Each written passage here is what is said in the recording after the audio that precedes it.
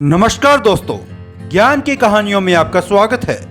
आज मैं आपके लिए एक बहुत ही अच्छी कहानी लेके आया हूँ। इसे अंत तक जरूर सुने। यदि इस कहानी को आप 2 मिनट भी सुन लेते हैं तो यह कहानी आपको मजबूर कर देगी अंत तक सुनने के लिए। कहानी राखी का कर्ज। वो सिर्फ तुम्हें और तुम्हारे परिवार को खुश देखना चाहती थी बेटा। हर रक्षाबंधन पर राखी खरीदती और रात तक इंतजार करती, ये जानते हुए कि तुम नहीं आओगे। फिर भी इंतजार करती और अंत में वो राखी संजोकर रख देती, इस उम्मीद में कि एक दिन तो वो तुम्हारी कलाई पर जरूर सजाएगी। चलिए कहानी शुरू करते हैं। ये गोरखपुर एक्सप्रेस कौन से प्लेटफॉर्म पर और कितने बजे आएगी? आकाश ने रेलवे स्टेशन पर इंक्वायरी ऑफिसर से पूछा। प्लेटफॉर्म नंबर 4 और वो अपने निर्धारित समय से 2 घंटे देरी से चल रही है। 2 घंटे? 2 घंटे देरी का क्या मतलब है? आप लोग यहाँ क्या करते हैं? यहाँ पर कभी कोई ट्रेन समय अनुसार नहीं चलती। आवेग में आकर अचानक ही उसके मुख से निकल गया। देखिए मिस्टर, मैं यहाँ इंक्वायरी ऑफिसर हूँ, स्टेशन ऑफिसर नहीं। ट्रेन को देर क्यों होती है यह मेरा डिपार्टमेंट नहीं है। आपको ज़्यादा तकलीफ है तो आप स्टेशन ऑफिसर से मिलिए। इंक्वायरी ऑफिसर ने शायद उसका बेचैन चेहरा पढ़ लिया था, इसलिए अत्यंत मर्यादित होकर उसे उत्तर दिया। ओहो सॉरी, वो बस, थैंक यू सो मच कहकर उसके कदम प्लेटफॉर्म नंबर 4 की तरफ खुद ब खुद ही बढ़ गए। ये 2 घंटे का वक्त 2 युगों के समान प्रतीत हो रहा है। बेचैनी ने उसे सिर से लेकर पैर तक अपने अंदर समेट रखा था। वो चुपचाप एक बेंच पर बैठ गया। इन 2 घंटों में कितनी ट्रेनें उसके सामने से फराटी रफ्तार के साथ निकल गई, बिल्कुल उसके जीवन में उन अवसरों की तरह जिसमें वो अपनी इकलौती बहन स्नेहा से मिल सकता था। किंतु अपने क्रोध और अहम को सर्वप्रिय मान उन कीमती अवसरों को खोता चला गया। उसे सुबह का वो समय याद आ गया जब गांव से हरियर काका का फोन आया था। हेलो आकाश बेटा मैं गांव से हरियर काका बोल रहा हूँ। प्रणाम काका। खुश रहो बेटा, तुम्हारी बहन स्नेहा के पास वक्त बहुत कम है।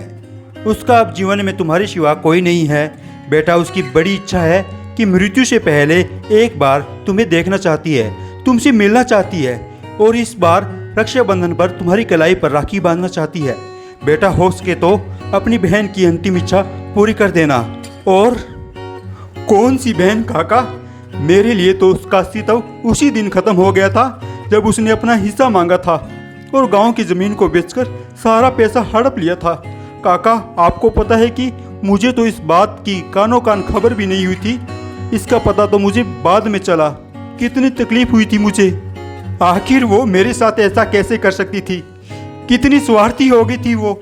उसने एक बार भी मेरे विषय में नहीं सोचा और ऐसी बहन की इच्छा पूरी करने के लिए कह रहे हैं आप? उसने काका की बात को बीच में काटते हुए कहा। माफ करना बेटा, वो तो कतई स्वार्थी नहीं थी, बल्कि तुम ही सत्य से अनभिज्ञ हो। बेटा सत्य ऐसी चीज है जो अगर वक्त पर उजागर न हो तो सैलाब बन के जीवन को ले डूबता है। क्या मतलब है काका? बेटा तुम्हारे पिता को व्यापार में कुछ नुकसान हो गया था। तुम्हारी पढ़ाई बीच में न छूटे इसलिए उन्होंने कुछ कर्जा लिया था। ब्याज और उसकी रकम भी ज़्यादा हो गई थी। कर्जा उतारने के पूर्व ही वो बीमार पड़ गए और कर्जदार उनके पीछे पड़ गए। उस समय स्नेहा बिटिया ने अपना हिस्सा इसलिए मांगा था ताकि वो अपने हिस्से से अपने पिता का लिया कर्ज उतार सके। उसने तुम्हारा हिस्सा तुम्हारे सुनहरे भविष्य के लिए सुरक्षित रखा था। तुम्हारी पढ़ाई अधूरी न रहे, उसमें खलल न पड़े और एक बड़ा ऑफिसर बनने का तुम्हारा सपना न टूटे, इसलिए तुम्हें उस समय सत्य नहीं बताया। बेटा सपने तो उसकी आंखों में भी पल रहे थे। वो भी पढ़ लिख कर कुछ बनकर अपने पैरों पर खड़ा होना चाहती थी, किंतु उसके भाग्य में तो कुछ और ही लिखा था। माता पिता और भाई के आगे उसने अपने सपनों का बलिदान दे दिया। वो सब कुछ सहती गई बेटा। तुम्हारा लगाया हर इल्जाम, तुम्हारे ताने पर कभी सत्य नहीं बताया। यहाँ तक कि माता पिता की मृत्यु के बाद भी उसने अकेला रहना मंजूर किया, क्योंकि वो जानती थी कि अब उसके और तुम्हारे बीच वक्त और सोच का लंबा फासला आ गया था। वो एक अशिक्षित भला कैसे तुम्हारे पास रहती। वो तुम्हें और तुम्हारे परिवार को खुश और सुखी देखना चाहती थी बेटा। हर रक्षाबंधन पर राखी खरीदती और रात तक इंतजार करती, ये जानते हुए कि तुम नहीं आओगे। फिर भी इंतजार करती और अंत में वो राखी को संजोकर रख देती, इस उम्मीद में कि एक दिन वो तुम्हारी कलाई पर जरूर सजाएगी। बेटा यही सत्य था जो उसने कभी तुमसे नहीं कहा। आकाश बेटा, अज्ञानता में वक्त निकल जाए तो पछतावा इतनी पीड़ा नहीं देता, किंतु सत्य का ज्ञान होने के पश्चात वक्त और अवसर निकल जाए तो पछतावा नासूर बन जाता है। बेटा यही सत्य है। और हाँ, एक बात और, वो जो गांव की जिस जमीन की तुम बात कर रहे हो ना, वो भी तुम्हारी ही है और वो भी तुम्हारे नाम पर है। उसने तो तभी ही उस पर भी कानूनन तुम्हारे नाम लिखवा दी थी। बेटा, उस अभागन ने अपना सारा जीवन अपने परिवार पर न्यौछावर कर दिया। खैर, हो सके तो उसकी अंतिम इच्छा पूरी करके उसकी तमाम राखियों का कर्ज उतार देना। अच्छा, रखता हूँ। काका के फोन के बाद आकाश की कर्तव्य विमूढ़ हो गया। उसकी सोचने समझने की शक्ति क्षीण हो गई। जिस बहन से उम्र भर नफरत करता रहा, उस बहन ने तो उसे अपनी राखी का कर्जदार बना दिया। सत्य इतना कड़वा और पीड़ादायक होगा, इसकी तो कभी उसने कल्पना भी नहीं की थी। उसे तो बस जैसी स्थितियां दिखी, उसने उन्हीं को अपनी सोच के अनुरूप साँचे में ढाल लिया। कभी सत्य जानने का प्रयत्न ही नहीं किया, कभी अपनी परवरिश पर भरोसा ही नहीं रखा। क्यों नहीं सोचा कि जो बहन बचपन में अपने भाई को हमेशा अपनी पसंदीदा चीजें एक क्षण में दे देती थी, वो भला कैसे अपना हिस्सा मांगने का कुकृत्य कर अपने माता पिता की परवरिश को दागदार करेगी। उसकी आंखों से अविरल आंसू की धारा बहने लगी। उसने तुरंत कुछ संकल्प लिया और निकल पड़ा। यात्रीगण ध्यान दें, गोरखपुर जाने वाली गोरखपुर एक्सप्रेस कुछ ही मिनटों में प्लेटफॉर्म नंबर 4 पर आने वाली है। स्टेशन पर हुई इस घोषणा से वो वापस अपने यथार्थ में आ गया। इन्हीं विचारों में उलझे कब 2 घंटे बीत गए उसे पता ही नहीं चला। गोरखपुर तक का कुछ घंटों का समय उसके लिए युगों के समान लग रहा था। गोरखपुर पहुंच बिना एक क्षण गवाए उसने ऑटो वाले की मुँह मांगी कीमत पर ऑटो ले लिया। गांव की एक एक गली, एक एक कोना उसकी और स्नेहा की बचपन की यादों की तस्वीर थी। जैसे जैसे वो रास्ता तय करता जा रहा था, उसका बचपन जिसमें वो और स्नेहा थी, एक चलचित्र के समान उसकी आंखों में समक्ष चलने लगा। नम आंखों के साथ जैसे ही उसने दहलीज पार की, आ गए भैया की प्रेम भरी मामरी का आवाज ने उसका स्वागत किया। बिना देखे सिर्फ आहट से एहसास होना कि उसका भाई आ गया, ये उसके प्रेम की प्रकाष्ठा थी।